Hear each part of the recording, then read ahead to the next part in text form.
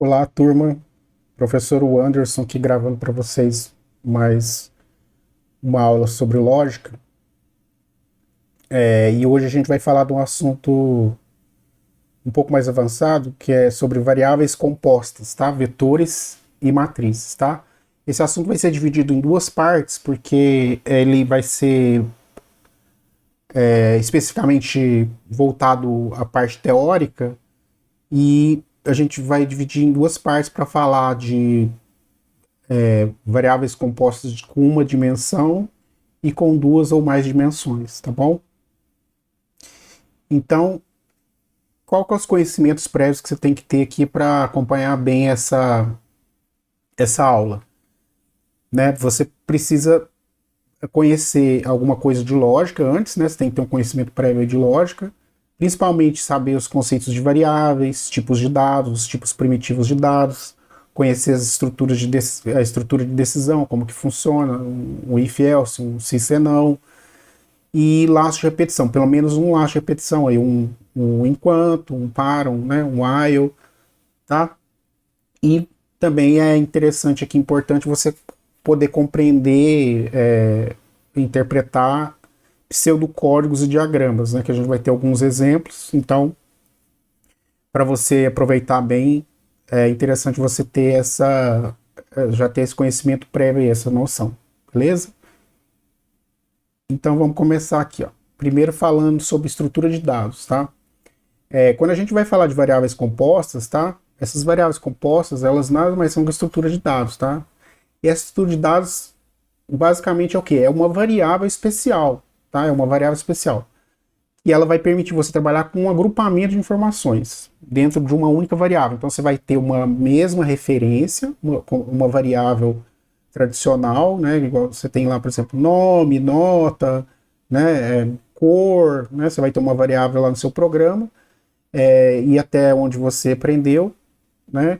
Se você está acompanhando essa aula aqui para expandir seu conhecimento, você vai conhecer ela só como um tipo primitivo, né? Ela vai guardar um número inteiro, um número real, uma informação lógica, né? Um estado, né? Ou vai guardar um texto, né? Que é as primitivas aí, tá? E aí essa estrutura de dados, ela pode ser homogênea ou heterogênea, tá? Aqui tem uma explicação falando que o que é a homogênea, que é quando essa estrutura de dados, essa variável especial que guarda várias coisas, consegue guardar, salvar várias informações dentro de uma mesma referência, quando ela guarda apenas um tipo de dado, por exemplo, você tem uma variável composta ali que é de inteiros, então lá dentro ela vai guardar só números inteiros, você pode guardar vários números inteiros, uma sequência de números inteiros lá dentro. Quando ela trabalha dessa forma com um único tipo de dado, ela é chamada de homogênea, tá? E o contrário tem também, não tá descrito aqui, mas você tem também as estruturas de dados heterogêneas, tá? Nas linguagens de programação, onde você pode guardar, armazenar tipos de dados diversos. Então, numa mesma variável, numa mesma estrutura de dados, uma variável composta, você pode guardar números inteiros, reais, texto, tá? Então, isso aí é uma coisa um pouquinho mais avançada, mas existe, né? É importante você saber que existe. Outro ponto importante também a gente frisar aqui sobre a estrutura de dados, né, que dependendo do contexto que você está, da linguagem de programação, você vai achar referências para essas estruturas, né, com nomes diferentes. Elas vão ser nomeadas de várias formas, pode ser chamada de várias formas, né? Pode ser chamada de variáveis indexadas, variáveis compostas, né, igual a gente está chamando, arranjos, né, vetores, conjuntos, tá? Coleções, tabelas em memória, listas, né, dicionários, arrays, em geral, no inglês o termo genérico vai ser sempre tratado como arrays, né? E aí você tem que saber, né, esses nomes, porque quando você for pesquisar ou for estudar, né, você vai ver que vai aparecer outras palavrinhas ali, né? Porque geralmente é comum padronizar, né? O autor, alguém que está explicando, vai usar o mesmo termo sempre. Aí quando aparecer o termo diferente, você tem que saber para você identificar do que se trata, né? Naquele momento ali, o que significa o conceito ali. Genericamente é tudo a mesma coisa, tá? Esses nomes aqui, a forma deles trabalhar. Então vamos lá, ó, matrizes, aqui eu vou chamar matrizes, tá? Matriz ou vetor. Matriz ou tabela em memória, tá? Então o que acontece, né? O que acontece? Você vai usar esse tipo de dado para você construir, você vai construir essas estruturas, tá?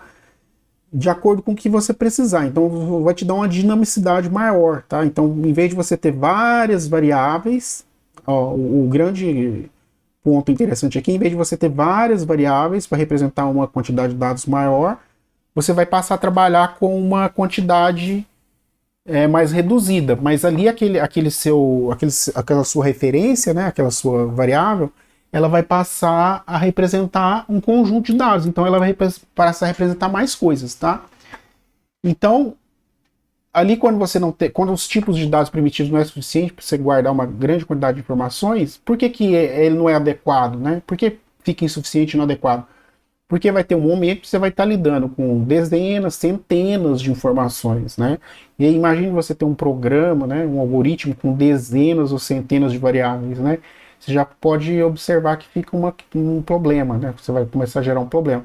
E a vida real é assim, tá? A gente estuda no ambiente acadêmico, da escola e tal, sempre problemas menores, tá? Problemas pequenos, poucas variáveis e tal, mas na prática mesmo, né, o computador, como ele trabalha, os grandes projetos e tal, eles usam centenas, milhares, né, de variáveis, né, necessário para você fazer uma coisa bem complexa, né, bem relevante, que vai ter um resultado impactante aí.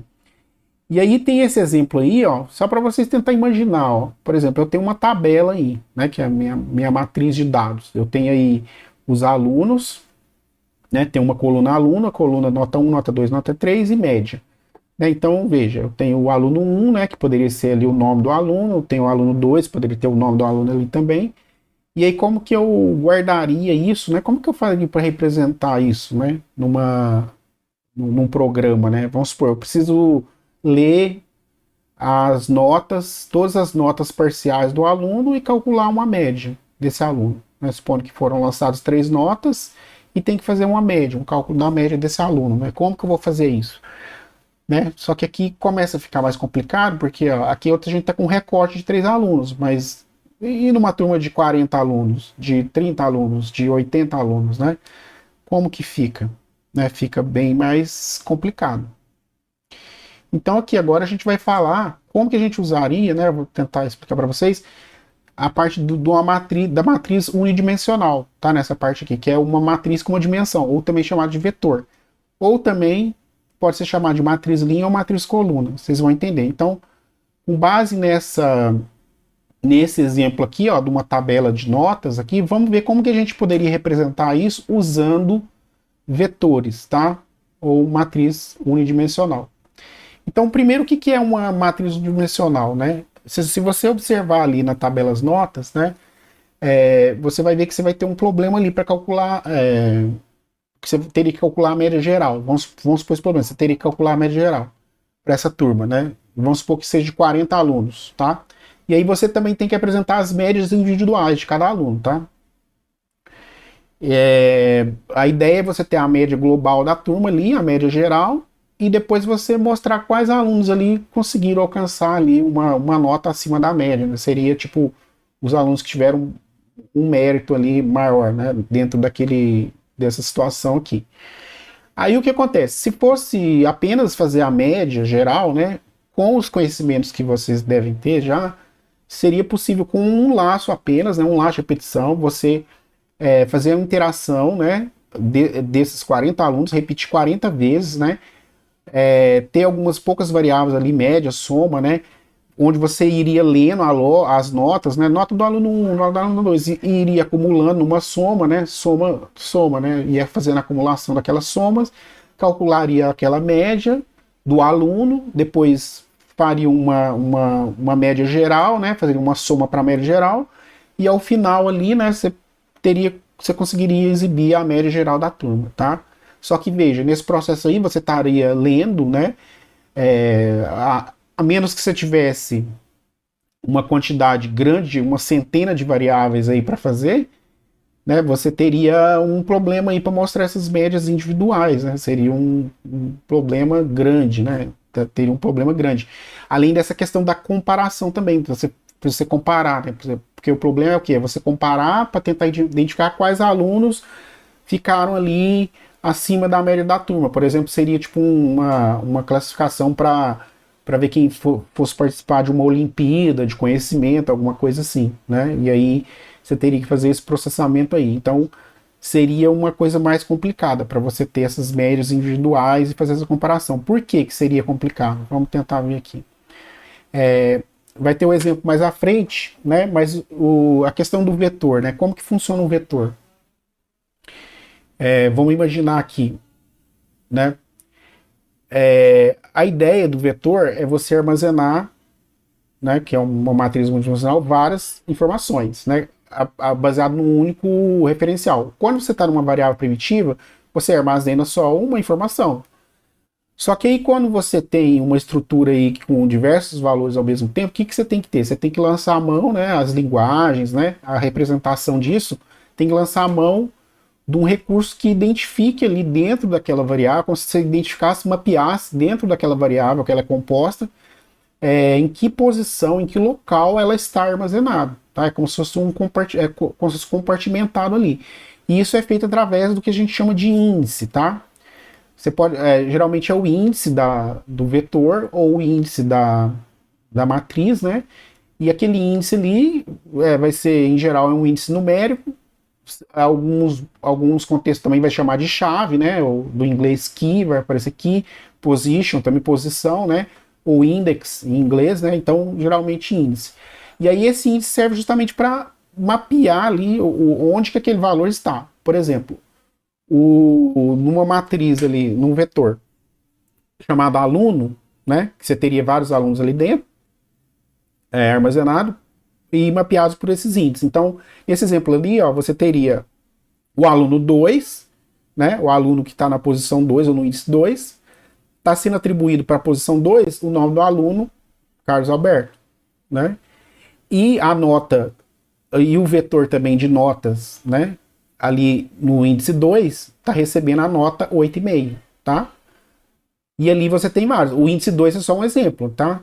Ali então, veja que esse índice 2, ele tá tipo fazendo uma correlação indireta ali com o aluno Carlos Alberto. Então ali eu tô, como está no mesmo índice, eu tenho dois vetores, duas variáveis compostas que guardam uma série de informações ali dentro, né? Um grupo de informações, várias informações. Então o aluno 2, no índice 2, ele tem uma correlação direta com a nota que está na variável nota, que é um vetor, no índice 2 também. Então aqui eu posso fazer essa correlação aqui, que o aluno Carlos Alberto tem a nota dele é 8,5, tá? Então isso aqui só para vocês entenderem essa questão de índice. Como que eu acesso ou identifico dentro daquela variável, né, especial, o que eu quero o que eu quero recuperar ou o que eu quero armazenar, né? Veja aí que no caso aí está sendo uma atribuição. Né, se fosse uma impressão daquele ou uma recuperação daquele valor, eu também teria que fazer referência pelo índice. Eu tenho sempre que estar trabalhando com o nome da variável composta e mais o índice, para poder acessar aquela posição ali ou aquela chave, né, a informação que está armazenada naquela chave. Beleza? E aí, como é que você consegue visualizar esse vetor, né? Para a gente, né, o computador, na verdade, ali por baixo dos panos, ele vai trabalhar da maneira lá nos bits e bytes dele, tá?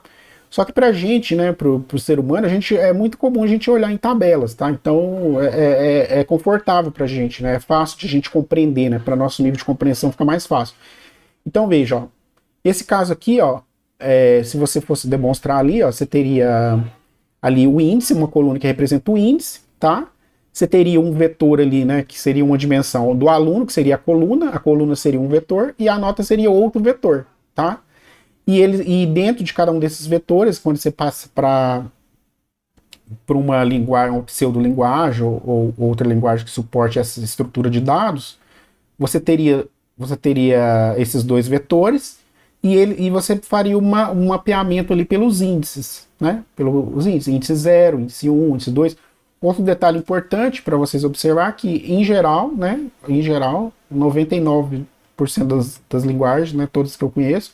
Quando você está trabalhando com essa parte de índice, indexação de variáveis compostas, vetores, matrizes, o índice ele é numérico, tá? O padrão, tá? Ele é numérico e sempre começa no zero, tá? Então o primeiro, se eu quero o primeiro aluno, a primeira posição, eu quero o nome do primeiro aluno, né? Do primeiro aluno na lista, né? Você pode falar assim, eu quero o nome do primeiro aluno na lista. Mas essa lista é lista para quem não está mexendo com o sistema.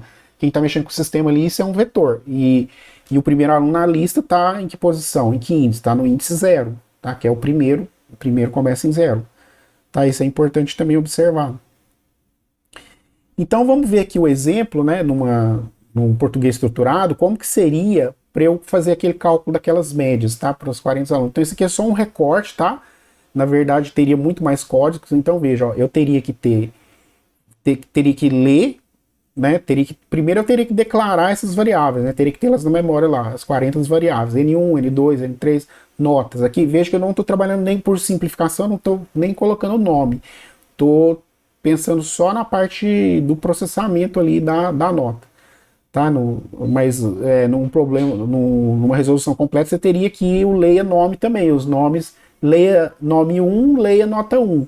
Leia nome 2, leia nota 2. Né? E assim sucessivamente. Tá? E aí eu teria que ter um bloco, teria que fazer o cálculo dessa média geral, né? Aqui não tá, veja que não está demonstrando aqui como que eu faria isso, mas eu teria que fazer uma somatória, né?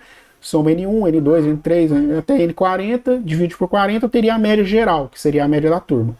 E aí eu teria que testar, né, para mim identificar aqueles alunos que estão acima da média geral, né, ficaram acima da média da turma ali, eu teria que fazer 40 blocos de decisão. Eu teria que verificar se nota 1 é maior que média geral, então a média N1, né, é maior que a média geral, tá? Eu teria ali a N1 ali, eu teria a nota média, ou exibiria o nome do aluno, né? O aluno tal tem a nota dele é maior que a média, tá? Então teria que fazer 40 blocos de decisão ali individuais para mim identificar e mostrar na tela quais são os alunos que teriam aquela média geral, né? Então acho que vocês entenderam. Então veja que aqui fica uma situação bem complicada, né? Aqui estou fazendo vocês imaginar com 40 alunos, mas por exemplo, se você tivesse ali, né, mais alunos, 500 alunos, né? Você vai ter que fazer uma classificação dessa para 500 estudantes. Imagina o tamanho do código, a quantidade de linhas que você ia precisar para poder resolver esse problema, tá? Pensa assim. E agora se fosse usando vetor, tá? Aqui tem um exemplo de como que funciona, tá? Uma sintaxe básica aqui em português estruturado, tá? Que é um pseudocódigo. Como que você faria, né? Você tem ali aqui a área do nome do programa, né?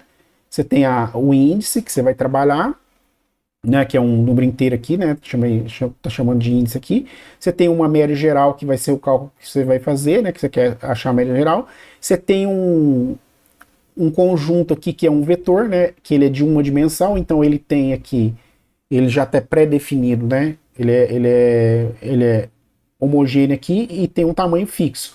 Ele vai do índice 0 ao índice 39. Do 0 ao 39 eu tenho 40, né? Eu tenho 40 alunos. Então, veja, eu começaria o cálculo da média aqui recebendo 0, faria um laço de repetição, ó, de índice de 0 até 39, eu vou ler a média que está na posição índice, então ele vai fazer aqui o laço de repetição básico aqui, né? Ele vai ler primeiro o índice 0, aí ele vai voltar, vai incrementar, vai passar para 1, né? O índice, vai ler o índice 2, vai ler e vai armazenar nessa posição. Lá na memória ele vai pegar essa variável médias, que ela é um conjunto, e naquele índice específico ela vai estar guardando aquela informação que está sendo lida, tá? E vai fazer isso aqui dentro de uma laço de repetição, do índice 0 até o 39, tá? E aqui dentro também, né, além dele ler, o que ele vai fazer? Ele vai fazer uma somatória, vai fazer média geral, receber média geral, mais a média no índice. Que índice é esse? O índice que ele acabou de ler. Ele lê o índice 0 e ele já incrementa aqui. Aqui ele está fazendo uma acumulação, né? Ele está fazendo a soma de todas as médias. Para quê? Para depois que ele terminar aqui de ler e fazer a acumulação fora do laço, ele vai fazer, de fato, o cálculo final da média geral aqui, que é o que? É a média geral, tudo que ele acumulou aqui, a somatória, dividido por 40, que foi a quantidade de médias de notas que ele leu. Então aqui ele teria a média geral. Tá vendo? Aqui você vê que, olha, eu já simplifiquei muito aqui, né? Quer dizer, a leitura aqui, né? E o cálculo, né? A resolução aqui tá mais completa. E veja que eu não tô lidando com o nome aqui, tá? E aí, como é que você faria aqui a continuação do problema para achar os alunos, tá? Para achar os alunos que tiveram a média maior acima da média geral. Você usaria o outro laço e aí você percorreria aqui fazendo uma decisão dentro do laço. Você faria um outro laço de 0 a 39, né? Percorreria o vetor nas 40 posições. E aí você testaria média no índice 0, né? Na primeira passagem, no índice 0 é maior que média geral? Então vai escrever a média que está no índice aqui 0, né? Aqui veja que não tem nenhum tratamento aqui para melhorar a saída para o usuário, né? Mas aqui é só para vocês entenderem a ideia, né? A média do índice 0 é maior que a média geral. E aí ele vai, volta, vai para a média do índice 1. Aí ele testa a média do índice 1. A média do índice 1 é maior que a média geral. Então a média vai mostrar isso aqui. Se for falso, né, pessoal, né? Decisão, se for falso que é um bloco se if simples, ele não faz nada. Ele só vai entrar aqui se a média naquele determinado índice for maior que a média geral, que foi aquela calculada lá anteriormente, tá? Que tá ali no mesmo programa, tá? Então veja que aqui você simplificou muito. Ao invés de eu ter 40 blocos de decisão, eu tenho esses 40 blocos aqui, mas eles são automatizados aqui por uma estrutura de repetição, né? Ele é feito para mim aqui automaticamente, tá? Então facilita bastante, né? Facilita bastante. Então veja aqui, ó, que com a conclusão que a gente tem, com o vetor para analisar os valores médios individuais de forma que foi possível, em um segundo momento, né? Segundo momento, com o laço, recuperar os valores, né? Eu consegui armazenar ali no vetor, recuperei e consegui avaliar aquele critério lá, se a média individual era maior que a média geral, tá? Então, pessoal, quando a gente trabalha com vetor, né, com vetor com essas estruturas, é comum a gente trabalhar com pelo menos dois laços de repetição. Os laços de repetição aí entram como uma luva, tá, para a gente poder fazer esse trabalho. Então, ele vai, você geralmente vai usar um laço para fazer a entrada, um outro para fazer o processamento e um outro para fazer a saída. Ou dependendo da situação, você pode combinar tudo num laço só. Aí depende do contexto, tá, de como você vai trabalhar. Então vamos dar sequência aqui. Beleza? Acho que vocês compreenderam.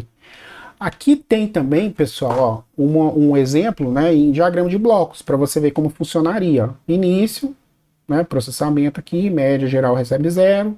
Ele vai fazer aqui índice de 0 a 39, passo 1, né, vai incrementar. E ele vai ler a média, né, vai fazer a média aqui, vai fazer a média receber média geral, mais média, tá vendo? É o mesmo código. Volta, incrementa, lê, volta, incrementa, lê, aí vai ler o 0, vai ler o 1, vai ler o 2, até o 39. Tá? E depois, quando ele passar ali do 39, ele sai, né? Vem por aqui, calcula a média e vai fazer aqui a parte de avaliar ali quem está dentro daquela média ou não. Né? Então, dentro do bloco ali que ele faz, ele vai percorrer de novo os 40, né, numa repetição, vai fazer de 0 a 39, mesma coisa, aí ele vai avaliar média no índice, né, no índice que índice 0, né, na primeira passagem, depois 1, 2, 3, se índice é maior que média geral, ele vai e mostra a média geral, que sai essa aqui é a saída de impressora, tá? Ele vai imprimir isso aqui. E aí ele volta lá e faz.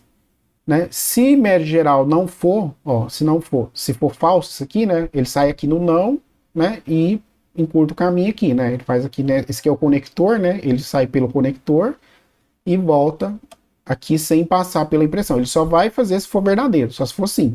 Aí ele vai fazer isso aqui, vai testar todas dentro do vetor ali, né? Médias, índice por índice. Se for verdade isso aqui, ele vai imprimir, vai mostrar. E aí, se não, ele volta, e quando ele terminar aqui o laço, ele vai por fim e termina o bloco. Tá bom?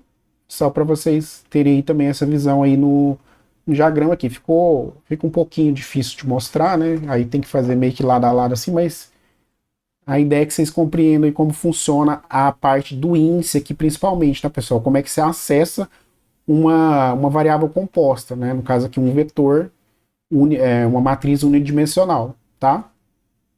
Então você tem sempre que usar, tá? Se médias aqui é uma variável composta, obrigatoriamente para você acessar ela, para imprimir, para fazer tudo, você tem que colocar em que posição tá. Algumas linguagens permitem você, às vezes, imprimir tudo de uma vez, só que seria só por uma questão de você, em fase de desenvolvimento, né? Quando você está fazendo um debug ali, você está querendo olhar o que tem lá dentro, você vai e consegue imprimir tudo. Mas, por exemplo, imagine um vetor que tenha 200 informações. Você vai imprimir tudo de uma vez 200? Né? Não, em geral você vai querer o usuário, quem está, né, quem tá consumindo ali, usando o programa, que é uma informação mais assertiva ali, né, mais correta, né, mais detalhada, mais precisa, né, então você vai estar mostrando as informações necessárias apenas, né. Então, pessoal, resumindo aqui, o uso prático de uma matriz linha, tá, que é uma outra forma de você chamar também a matriz unidimensional, né, ou vetor. Então, no exemplo ali, a gente teve duas soluções. Ó. A primeira, né, para fazer essa cálculo de média geral, a gente fez duas soluções.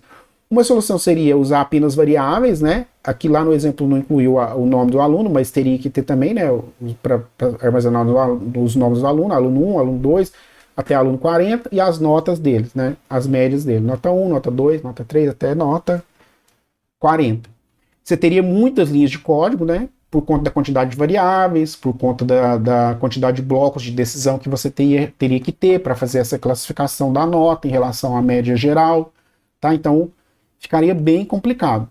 Enquanto que na solução 2, né, você poderia ter apenas um vetor para notas, um vetor para nomes, fazendo aquela associação do índice, né, onde o índice 0 é para notas, né, o índice 0 das notas é do aluno que também, do vetor de nomes, né? O vetor de nomes também você teria ali no índice 0 teria uma correlação. O índice 0 do vetor notas, da matriz linha notas, equivale, né? Ou está ligado diretamente ao nome que está no mesmo índice, tá? Então essa ideia é interessante aí para vocês capturarem também. Beleza. E aí a gente vem aqui, né? Para mostrar para vocês, né, para dar uma noção agora, sobre matriz bidimensionais, tá? Então, o que acontece? Em alguns casos, né, muitos casos, na verdade, né, você vai ter que usar uma matriz de 2 dimensões, né? É muito usado, né? É uma matriz que a gente chama que ela vai ter linhas e colunas, a gente vai enxergar dessa forma, tá? E aí, se você puder usar nesse formato, ela vai permitir você trabalhar com uma quantidade muito maior, uma quantidade de informações muito maior, tá? Do que apenas ali, né, os tipos simples, tá? Então, quando for um caso igual a este, ó, por exemplo, você tem as cidades, né? Aí você tem os meses, ó, você tem as cidades, tem os meses e tem aqui a variação populacional aqui, tá? Essa variação populacional é tipo quantas pessoas tá circulando ali na cidade, pode ser temporário, tá? Essa variação populacional aqui. É mais ou menos isso. Então veja, aqui, se você tivesse uma matriz, né, ou uma matriz bidimensional, que você conseguisse representar aqui já os meses e as cidades, veja que aqui eu teria uma junção aqui, ó. Então, Caraguatatuba em janeiro, né, em janeiro aqui, que seria o índice 0, a cidade 0, eu teria no mês 0 também aqui, né? Não está aqui, mas eu posso já adiantar isso aqui para vocês. Seria 0, 0, mês 0, uma matriz, né? Nesse índice aqui 0, 0, eu teria o mês de janeiro, a cidade 0, mês de janeiro, né? Por convenção, né? Eu poderia fazer essa convenção. A população seria isso aqui, então eu poderia fazer esse mapeamento, tá? Isso aqui a gente vai ver com mais detalhes em outra aula. Na aula subsequente, tá? Então, como que eu faria, então, para organizar essas médias, tá? De uma turma, tá? Aqui já é um exemplo mais elaborado. Aqui eu teria as notas, tá? Poderia ser nota de 1 a 3, 1 a 4 aqui, né? Teria várias notas e eu teria as médias do aluno. No exemplo anterior, eu tinha já as médias já calculadas, mas nesse caso não, eu queria guardar as médias, as notas parciais e depois efetuar um cálculo da média, né? Como que eu poderia organizar essa tabela, né, para salvar essas informações dentro do algoritmo? Com o vetor, né, com o vetor, que é o que a gente está vendo aqui agora, né, com a matriz unidimensional, eu não posso ter esse formato aqui, mas mesmo assim, eu posso fazer essa representação aqui de forma que eu gere uma convenção. Então poderia ter o vetor aqui, né? Como é uma dimensão, ó, a coluna, uma dimensão, um vetor de aluno, um vetor da nota 1, um vetor da nota 2, um vetor da nota 3, um vetor da média. E eu poderia ter o aluno que seria o nome. E essas informações elas seriam correlacionadas pelo índice, né? Índice 0 é o aluno 0. Nota no índice 0 é referente ao aluno do índice 0, que eu posso buscar lá no vetor de nomes. E assim sucessivamente. Média no índice 0, no índice 2, né, seria referente ao aluno 2, né, que eu posso buscar lá e saber qual é o nome do aluno também. Poderia acessar o vetor de nomes, tá? Então, é só para reforçar isso aqui para vocês, pessoal, que na abordagem de vetores, quando você está trabalhando com vetor, né, com a matriz unidimensional, você poderia fazer a leitura das notas dos alunos, tá? As notas individuais, fazer o cálculo da média, apresentar no final a média do grupo. Você poderia fazer isso tudo aqui usando diversos vetores, né? Eu poderia usar um vetor para o aluno, para o nome, que seria os nomes dos alunos, um vetor para as notas, um vetor para as médias. E poderia ter mais notas também, né? Nota 1, nota 2, nota 3, eu poderia ter mais vetores aqui. E aí, nesse caso aqui, para me manter o controle aqui, eu poderia fazer essa questão do índice, tá? Eu poderia fazer essa correlação do índice aqui, que é uma coisa que é uma convenção. Veja, uma convenção. Você que está determinando isso, né? Você faz uma relação por convenção. Então, os alunos, ó, o nome dos alunos, se eu tiver um vetor alunos, o índice 0, a notas no índice 0 e a média no índice 0 corresponde ao aluno de número 0, tá? Então, ali eu estaria, de certa forma, apesar de eu ter variáveis diferentes, 3 vetores aqui nesse caso, eu teria 3 vetores diferentes, 3 identificados, 3 variáveis do tipo vetor, só que elas teriam uma ligação ali indireta, por essa relação do índice. Então, no índice 0, eu estou falando da mesma informação. No índice 5, todos os índices 5 dos meus 3 vetores está relacionado ao mesmo aluno.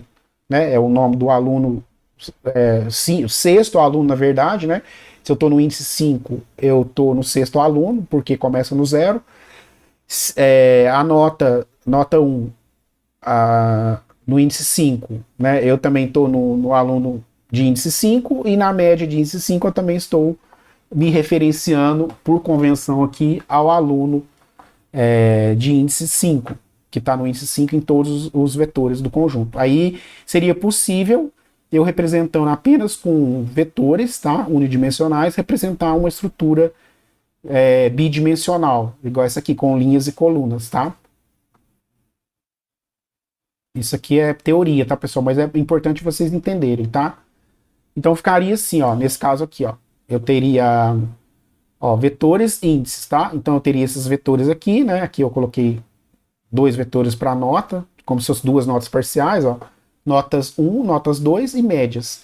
E teria os índices aqui, ó, índice 0, 1, 2, aí varia e iria até o tempo, o tamanho que você necessitasse, tá? Então os nomes. No índice 0, eu tenho aqui o Antônio Marte. Tem a Josefa Augusta no índice 1, que é o segundo aluno, segundo estudante, o terceiro, e assim sucessivamente, tá? No índice 3 eu teria o quarto, e assim sucessivamente. E no vetor chamado notas, identificado pelo nome notas 1, no índice 0, quando eu acessasse o índice 0, eu estaria me referenciando ao aluno que está no vetor notas no mesmo índice, tá? E assim sucessivamente. Eu acredito que você já tenha entendido aí, tá? A ideia, tá? É importante, muito importante vocês entenderem isso. Beleza. Aqui eu vou deixar um exercício para vocês, né? Já encerrando aqui essa parte da compressão da matriz dimensional, vou deixar 2 exercícios para você fazer